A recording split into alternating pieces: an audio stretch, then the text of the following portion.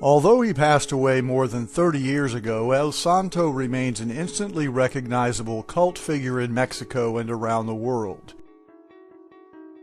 His films and career have been the subject of exhibitions, conferences, documentaries, books, websites, homages, and parodies. A multimedia celebrity in the days before this term was coined, El Santo was a professional wrestler, a film star, the central character in a long-running series of comic books, and the inspiration for countless pieces of merchandise. El Santo was and is a symbol of muscular goodness and chivalry, an idol of young and old alike. And he was also Mexico's premier vampire fighter. Rudolfo Guzman Huerta was born in the Mexican state of Hidalgo in 1917.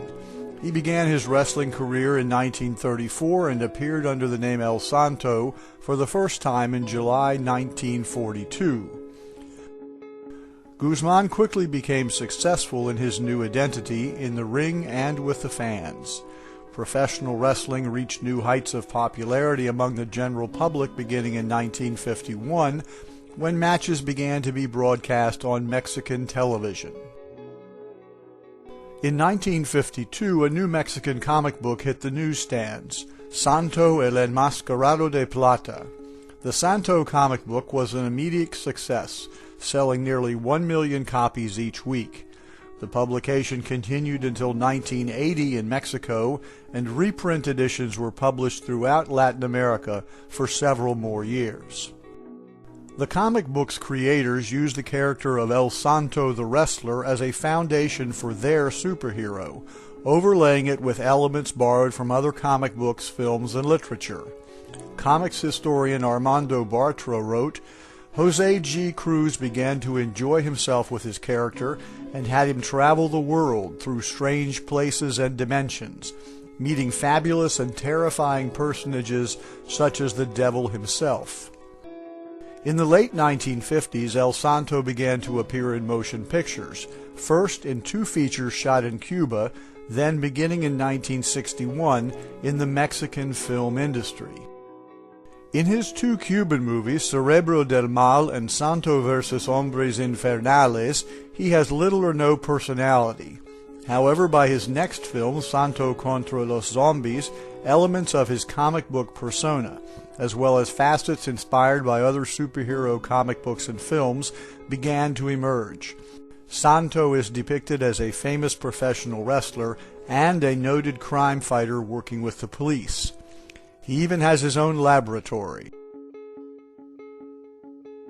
El Santo's screen image evolved over time. Initially, he made only periodic appearances in his films, and the dramatic portions of the movies were handled by professional actors. But beginning in 1964, Santo's films began to concentrate on the hero himself, making him more human and less of a symbolic figure. In keeping with the outre tone of the comic books, the Santo films often contained fantasy elements.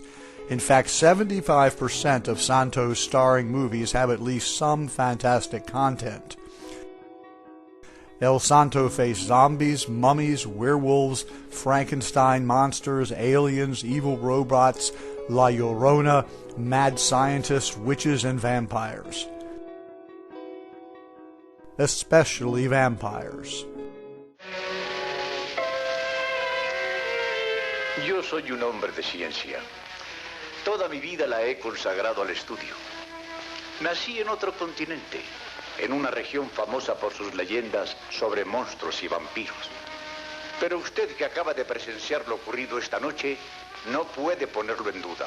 No es necesario que trate de convencerme, don Luis. Ya he tenido experiencia con esa clase de seres.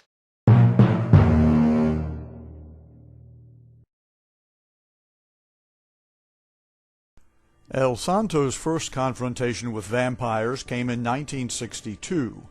Santo vs. las Mujeres Vampiro may be his best-known film, a cult movie which received considerable international exposure at the time of its initial release and which has retained its popularity in succeeding decades. Santo vs. Las Mujeres Vampiro went before the cameras at the Churubusco Studios on the 3rd of January 1962, and principal photography wrapped 3 weeks later. The script was written by Rafael Garcia Travesi, Antonio Oriana, and Fernando Ocez.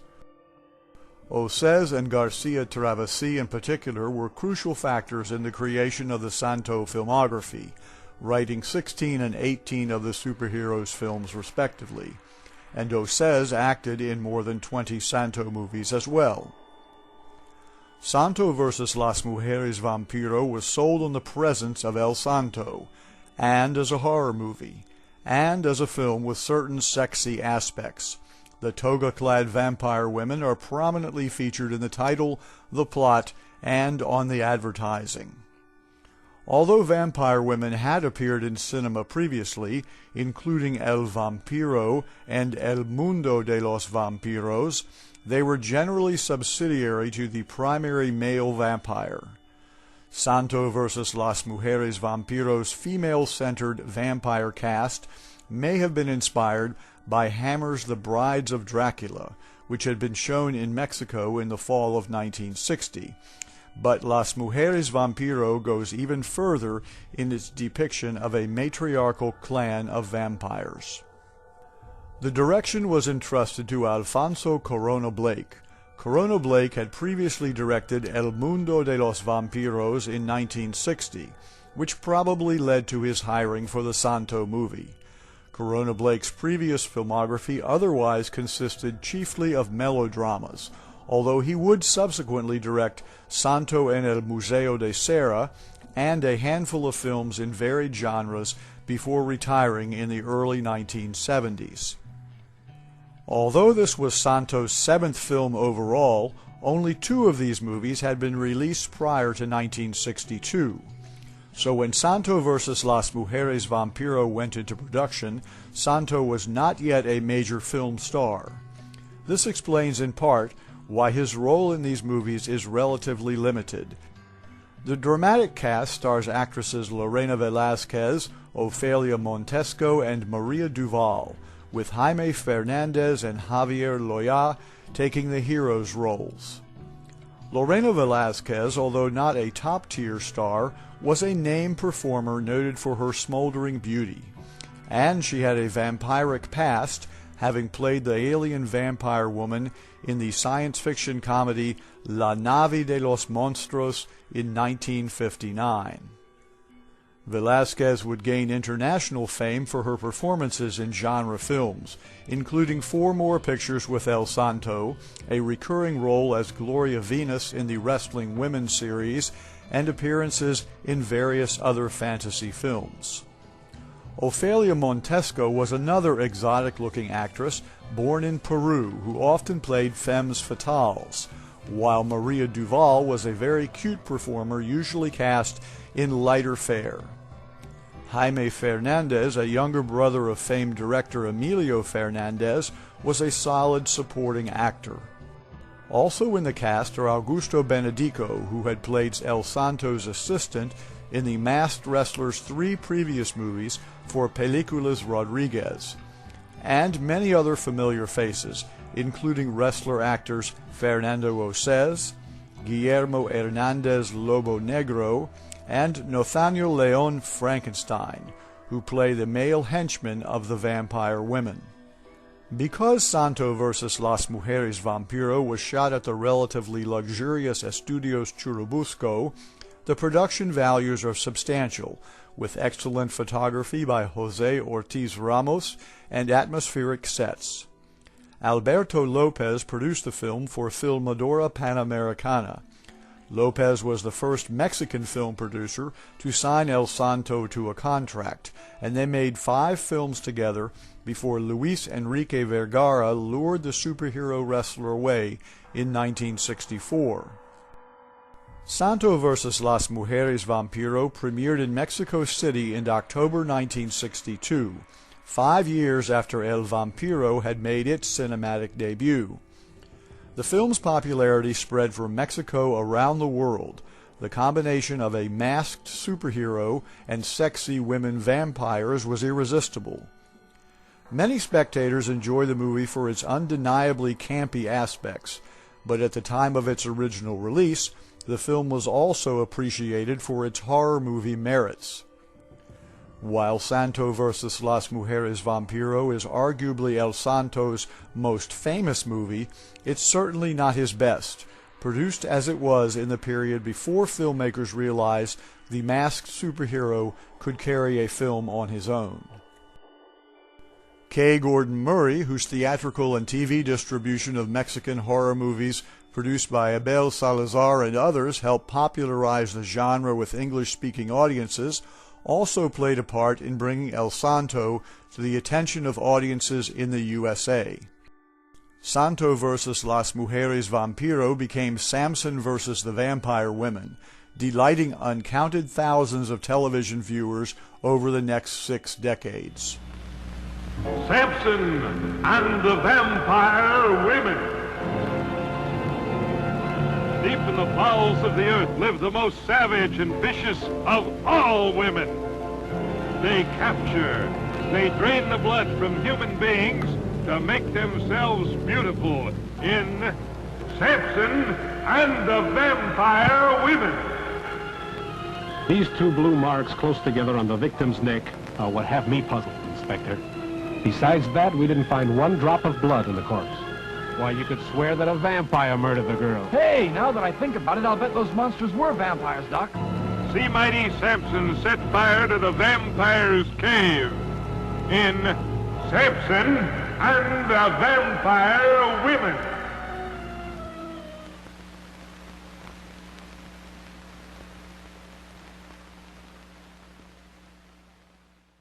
After making Santo vs. El Estrangulador and El Espectro del Estrangulador in the fall of 1962, El Santo left producer Alberto Lopez and signed a contract with Luis Enrique Vergara to make 4 films at a salary of 80,000 pesos per picture, more than double what he'd received from Lopez. However, his first appearance in a Vergara film came in August 1964, a brief guest starring role in Blue Demon vs. El Poder Satánico. In December 1964, Santo made his starring debut for Vergara in El Hacha Diabólica and Atacan las Brujas. The latter film was an uncredited homage to Santo vs. Las Mujeres Vampiro. Lorena Velazquez played the main villain, a witch this time instead of a vampire, and she was accompanied by numerous sexy female assistants wearing costumes suspiciously similar in appearance to the female vampires in the previous movie. These witches can turn into bats and can be destroyed by the sight of a cross, fire, or sunlight, but they're not vampires. The links between the 2 movies can be explained in part by a desire to capitalize on the success of Santo vs. Las Mujeres Vampiro, and by the fact that the screen story of Atacan las Brujas was written by Rafael Garcia Travasi and Fernando Ocez, 2/3 of the writing team of Mujeres Vampiro. However, it was not until the following July that Santo met real screen vampires again, when El Barón Brákola began production. Garcia Travasi and Ocez contributed the script once more, and Atacan las Brujas director José Díaz Morales was at the helm again. Profanadores de Tumbas, Santo's 4th and final Vergara starring effort, was shot back-to-back with El Barón Brákola. The Vergara Santo films, as well as those he produced in this era starring Blue Demon, are wildly imaginative and wacky, but vary in quality and production values. Despite its low budget, some care was obviously exercised in the making of El Barón Brákola. Fernando Ocez is given a fairly elaborate makeup as the vampire, and there is a long colonial-era flashback requiring period costumes. A Santo ancestor appears in this sequence.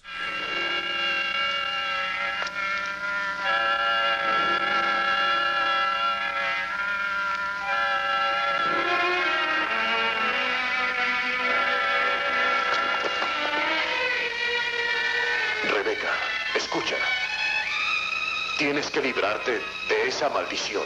Abandona al Barón Brákola. Es un monstruo y aún es tiempo de que tu alma descanse. Tienes que creer en Dios. Sí, en Dios. One of the biggest advantages of El Barón Brákola is the presence of Fernando Ocez as the vampire. Ocez makes an excellent villain, and his fights with El Santo are brutal and unbridled.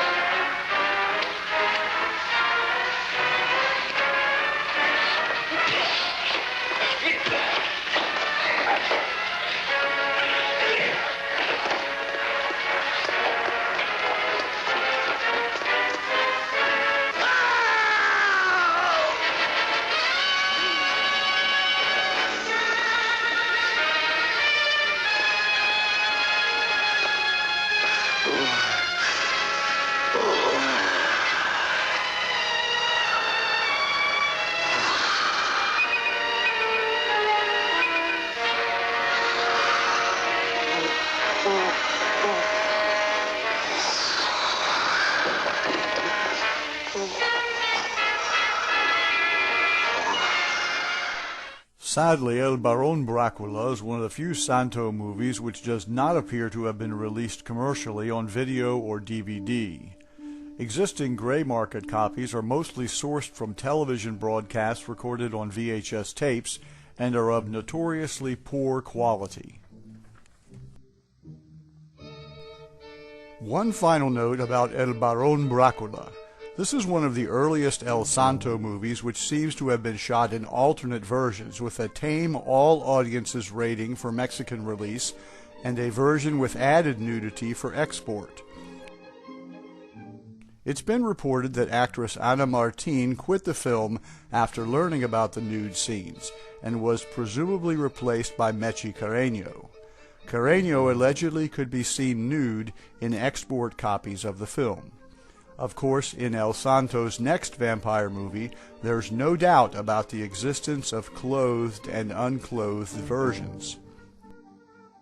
For the story behind that film and Santo's encounters with other vampires, stay tuned for Santo vs. Various Vampires Part 2.